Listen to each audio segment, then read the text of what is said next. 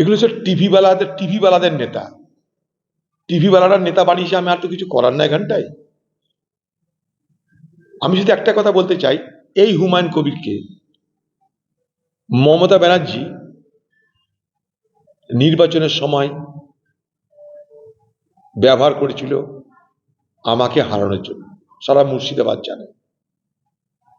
নির্বাচনের আগে মমতা ব্যানার্জির এই হুমায়ুন কবিরকে দিয়ে পুলিশ হুমায়ুন কবির মিলে শক্তিপুরে দাঙ্গা করেছিল রামনবমীর দিন। সেই দাঙ্গা করার পর হুমায়ুন কবির সগর্বে বলেছিল, সদর্পে বলেছিল সংবাদ মাধ্যমের সামনে, মুর্শিদাবাদে 70% মুসলমান, 30% হিন্দু। মনে করলে মুসলমানরা হিন্দুদেরকে গঙ্গায় মেরে ভাসিয়ে দিতে পারে।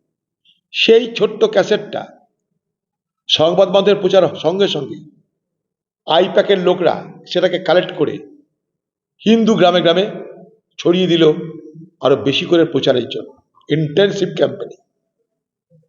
বক্তব্য কি? এই সময় হিন্দুরা এক হও, বিজেপি জিতবে, তাই অধীর চৌধুরীকে ভোট দেওয়া নয়। বাঁচতে গেলে, মুসলমানদের হাত থেকে বাঁচতে গেলে হিন্দুরা এক কাট্টা হতে হবে। আমার বিরুদ্ধে যিনি প্রার্থী ছিলেন ক্রিকেটার, তিনি মুসলমান ছিলেন, তাই মুসলমান ভোট তো পাওয়া যাবেই, হিন্দু ভোটে আঘাত হানো যাতে অধীর চৌধুরী হারে। 2019 সালে এই বহরমপুর লোকসভায় যেখানে বিজেপি 1,43,000 ভোট পেয়েছিল, সেখানে 4.5 লক্ষ ভোট পেয়ে গেল। আমি হারলাম, দিদির কার্য সিদ্ধি হয়ে গেল। অথচ সেদিন কিন্তু 70% মুসলমান, 30% হিন্দুকে মেরে ভাসিয়ে দেওয়ার কথা বললেও বাংলার মুখ্যমন্ত্রী নিন্দাও করেননি। এটা সরকারি দলের বক্তব্য না, তাও বলেননি। তৃণমূল সেই বক্তব্যকে অস্বীকারও করেননি। অথচ নির্বাচন কমিশন সেই হুমায়ুন কবিরের বিরুদ্ধে কিন্তু ব্যবস্থা নিতে বলেছিল। তো দিদির এইটা হচ্ছে চরিত্র, ইউজ অ্যান্ড থ্রো। কাজের সময় কাজী, কাজ ফুরালে পাজি। হুমায়ুনের দ্বারা আর কিছু আসবে না। হুমায়ুন এখন ডিসপেন্সেবল আইটেম। দিদি জানে হুমায়ুনকে দিয়ে আর আমার কাজে লাগবে না। এত বিলা করে দিয়েছে, এত বাবাল করে দিয়েছে, একে এখন বোঝা হয়ে গেছে। যে হুমায়ুন একদিন দিদির সম্পদ ছিল, আজকে সেই হুমায়ুন দিদির বোঝা হয়ে গেছে। আর বোঝা হলে দিদি তাকে সঙ্গে সঙ্গে ঘাট থেকে নামিয়ে দেয়। এই তৃণমূলের একটা নেতার এই হাল হয়েছে, হুমায়ুনের সেই হালই হলো। এবার সে কি করবে না করবে, বাবরি মসজিদ বানাবে না সে দিদির মতন আবার জগন্নাথকে, যেমন দিদি উড়িষ্যা থেকে উঠিয়ে নিয়ে বাংলায় চলে এলো, দিদি আর দিদির দেখা দেখি আবার হুমায়ুন কোত্থেকে কাকে নিয়ে আসবে জানি না। কিন্তু মুর্শিদাবাদের মানুষ কোনোদিন সম্প্রীতির বিরুদ্ধে নয়, মুর্শিদাবাদের মানুষ কোনোদিন সাম্প্রদায়িক ঐক্যের বিরুদ্ধে নয়, ছিল না। আজও যে মসজিদের কথা বলা হচ্ছে, সেই মসজিদ নিয়ে মুর্শিদাবাদের মানুষের বিন্দুমাত্র হেলদোল ছিল না, এতটুকু হেলদোল ছিল না। আমি বলছি আপনাদেরকে। তো বাংলার মুখ্যমন্ত্রী আজ এই বাংলায় সাম্প্রদায়িকতার বীজ বুনে দিয়েছেন বিজেপির সঙ্গে হাতে হাত মিলিয়ে। নির্বাচনী জোট হয়েছিল, এই টিএমসির সঙ্গে বিজেপির। দিদি বিজেপি সরকারের মন্ত্রী ছিলেন, বাংলায় RSS শাখা সংগঠন হু হু করে বেড়েছে। বাংলায় এখন রাজনীতির উপাদান, নির্বাচনের উপাদান হিন্দু মুসলমানের বিভাজন। একটা কোন পজিটিভ কথা বলেছি বলুন? এখানে মিথ্যার বেসাতি হয়েছে, মিথ্যার পাঁচালি পড়েছেন দিদি, সকলের বহরমপুরবাসী কানে তালা লাগিয়ে দিয়েছেন।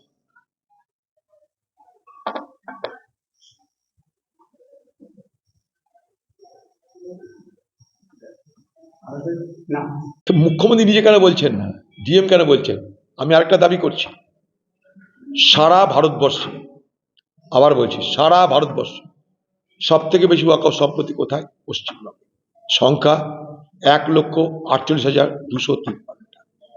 কবেকার হিসাব? সাচার কমিটির রিপোর্টের হিসাব, সাল 2006 সাল, আজ 2025। এখন পর্যন্ত আরো কত ওয়াকফ প্রপার্টি অ্যাড হয়েছে আমরা জানি না। পশ্চিমবঙ্গ সরকার কাছে দীর্ঘদিন আমরা দাবি করে আসছি, পশ্চিমবঙ্গে ওয়াকফ সম্পত্তি কত আছে, কোথায় আছে,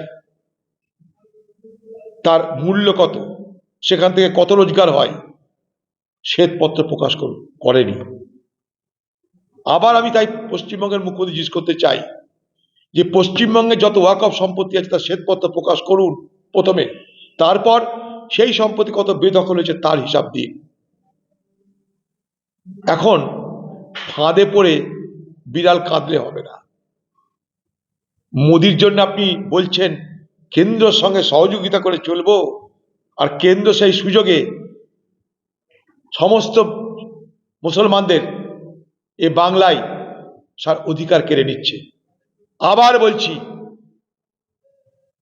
এই পশ্চিমবঙ্গে এই মুর্শিদাবাদ জেলায় একটাও যদি সম্পত্তি, মুসলমানদের ধর্মীয় সম্পত্তি যদি সরকার কেড়ে নেওয়ার চেষ্টা করে ভেস্টেড প্রপার্টির নামে, সরকারি জমির নামে, আমরা কিন্তু বসে থাকবো না। এর আগে একবার হয়েছিল মনে আছে, মাদ্রাসায় আয়েশার কারখানা বন্ধ করে দিয়েছিলাম বাতাল আমরা। আবার মুখ্যমন্ত্রী এই বাতালা বন্ধ করে দেবো এই পশ্চিমবঙ্গে, এই মুর্শিদাবাদে। সংখ্যালঘু মানুষকে ভোট ব্যাংক হিসেবে ব্যবহার করেন, ভোটের পর তাদের জন্য আপনার কোনো দয়া মায়া অনুকম্পা সহযোগিতা থাকে না। সেই চালাকি আবার আপনি করছেন। 2021-এ এনআরসি নামে করেছেন, এবার এসআইয়ের নামে করলেন, তারপর শুরু করেছেন ওয়াকফের নামে। আপনাদের এই রাজনৈতিক সমঝোতার বিরুদ্ধে রুখে দাঁড়াবে কংগ্রেস। ওয়াকফ সম্পত্তি কেড়ে নেওয়ার কোনো অপচেষ্টাকে মুর্শিদাবাদের কংগ্রেস, মুর্শিদাবাদের মানুষ মানবে না, মানবে না, মানবে না। আপিল করেনি, আমি বলছি করেনি। যদি করে থাকেন নাম্বার দিন। পশ্চিমবঙ্গ সরকার কোনোদিন ওয়াকফ সম্পত্তির বিরুদ্ধে সুপ্রিম কোর্টে অ্যাপিল করেনি, যায়নি। পশ্চিমবঙ্গ সরকার কখনো বিধানসভায় ওয়াকফ আইনের বিরুদ্ধে বিল বা প্রস্তাব, বিল না, ওয়াকফ আইনের বিরুদ্ধে প্রস্তাব এনে সেটাকে পাশ করাননি। পশ্চিমবঙ্গের তৃণমূল বিজেপি পার্টিকে খুশি করতে হঠাৎ করে ওয়াকফ আইনের সব নিয়মকানুন নিয়ে ময়দানে নেমেছেন, জেলায় জেলায় বার্তা দিয়ে দিয়েছেন, প্রশাসনিক বার্তা। পরিণাম কি হচ্ছে? খতিয়ান 1, তাতে যে সমস্ত জমি, যে সমস্ত সম্পত্তি, মাদ্রাসা, কবরস্থান, ঈদগাহ, সমস্ত কিছু যেগুলো কমিটির হাতে ছিল, যেগুলো কর্তৃপক্ষের হাতে ছিল, সেগুলো সব সরকারি সম্পত্তিতে রূপান্তরিত করছেন এই বাংলার মুখ্যমন্ত্রী। অর্থাৎ মুসলমান সমাজের যে ধর্মীয় অধিকার, যে সাংস্কৃতিক অধিকার মসজিদ, ঈদগাহ, দরগার উপর আছে বা ছিল এতদিন, সেগুলোকে পশ্চিমবঙ্গের তৃণমূল সরকার কেড়ে নিয়ে সরকারি সম্পত্তিতে রূপান্তরিত করছে। এরপর জমি মাফিয়ার আসবে, প্রমোটার আসবে, সেই সমস্ত জমি হেরাফেরি হবে। সব থেকে বড় কথা, মুসলমান সমাজের ধর্মীয় আবেগকে, সাংস্কৃতিক আবেগকে অবজ্ঞা করে, পদদলিত করে এই বাংলার মুখ্যমন্ত্রী খতিয়ান 1-এ যে সমস্ত সম্পত্তি রেজিস্ট্রেশন করছেন, নথিভুক্ত করছেন, তাতে মুসলমান সমাজ তার নিজের ধর্মীয় সম্পত্তির উপরে অধিকার হারাতে চলেছেন। এটা নিয়ে বাংলার মুখ্যমন্ত্রী একটা কথা নাই, বড় চালাক, বড় চালাক, একটা কথা নাই। এই চালাকি বাংলার মানুষ, মুর্শিদাবাদের মানুষ ধরতে আরম্ভ করে দিয়েছে। একদিন দিদি বলেছিল না, যে গরু দুধ দেয় তার লাত খাওয়াও ভালো। আমি বলতে পারি এবার গরু তৃণমূলের মুখে লাত মারবে, যেখানে সেখানে না।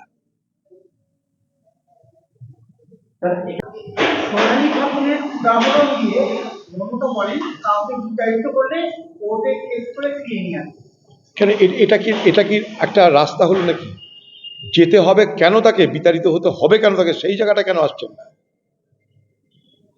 আপনি একাকে তো আনতে পারেন না, আপনাকে তো মোদিকে ধরতে হয়েছে, তবে না সে আসবে বর্ডার পারবে। আপনার পুলিশ ওখান থেকে নিয়ে আসবে গিয়ে, সে বর্ডার পার হতে গেলে তো কেন্দ্রীয় সরকারকে লাগবে। কিন্তু আপনি মোদির এবং বিজেপি পার্টির, বিজেপি সরকারের বিভিন্ন জায়গায় পরিযায়ীদের দুরবস্থা কেন তৈরি করছে, তার বিরুদ্ধে কিছু কথা বলছেন না কেন? তাকে প্রতিরোধের ব্যবস্থা কি করেছেন আপনি? এই বাংলা থেকে লক্ষ লক্ষ পরিযায়ী শ্রমিক বাইরে কাজ করতে যায়, তার মধ্যে মুর্শিদাবাদ সব থেকে বেশি। আপনি তো এটা বললেন যে মুর্শিদাবাদের পরিযায়ী শ্রমিকদের আর যাতে বাইরে যেতে না হয় তার জন্য আমি লড়বো, তার জন্য ব্যবস্থা করব।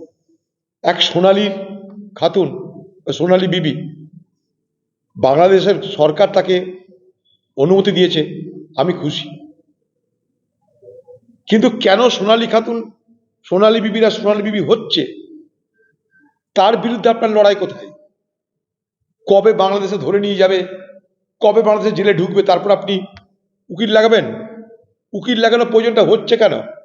2 নম্বর কথা, সোনালী বিবির পরিবারের লোকরা কিন্তু হাইকোর্টে গেছে, আপনার দল পরে গেছে, কারণ আপনি জানেন বাজারটাকে ধরতে হবে।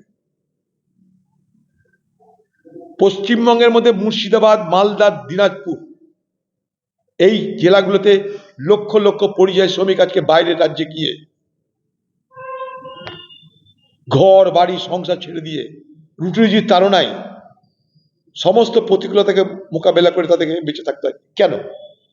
এই যে বাতেলা মারলেন আপনি, 15 বছর ক্ষমতায় আছেন, মুর্শিদাবাদে একটা শিল্প করতে হবে তার তো কথা বললেন না।